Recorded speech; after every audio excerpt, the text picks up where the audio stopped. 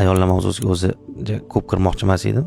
Muhokama qilib yuborishdi o'tgan safar. Ayollarga e'tibor beradigan bo'lsangiz, ayollar o'tini shiradi, ya'ni u narsa qiladi, bu narsa qiladi, tashqi ko'rinishiga ancha e'tibor beradi ayollar. Ya'ni ortiqcha e'tibor beraveradi. Nimaga aytsa? Chunki hozirgi zamonimiz ayol kishining qadrini tashqi ko'rinishi belgilaydigan qilib qo'ydi. Ya'ni shunaqa zamonga kelib qoldik. Ayol kishining qadrini uni qomat belgilab beradi. O'ylab ko'ring, ayol kishining qadrini uni qomati belgilab bersa yoki qo'pol qilib aytganda ayol kishining qadrini uni tanasi belgilasa, qanaqa ham xunuk qadri, qanaqa ham qadrsiz qadrda bu endi. Yoki o'sha ayol kishining har xil bo'yanishi, boshqa qilishi yoqadi albatta erkaklarga. Hozirgi zamon talabi haqiqatan tosh davrida yashamayapmiz hozir, to'g'ri. Lekin faqat shu bilan qadrlansa ayol kishi, bu xato-ku bu. Faqat uni qadrini bir butun aytganda tanasi belgilab bersa. Yoki buni aksida erkaklar ham shunaqa bo'lib qolgan. Misol uchun Instagramda bir xillarni ko'raman, faqat mashinasi bilan rasmga tushadi. Nimaga faqat mashinasi bilan rasmga tushadi desa, chunki uni qadrini faqat mashinasi belgilab beradi. Mashinasidan boshqa narsasi yo'q. Kiyimi yoki mashinasi qadrini belgilab beradi. Asli insonning qadrini bir ma'naviy tarafi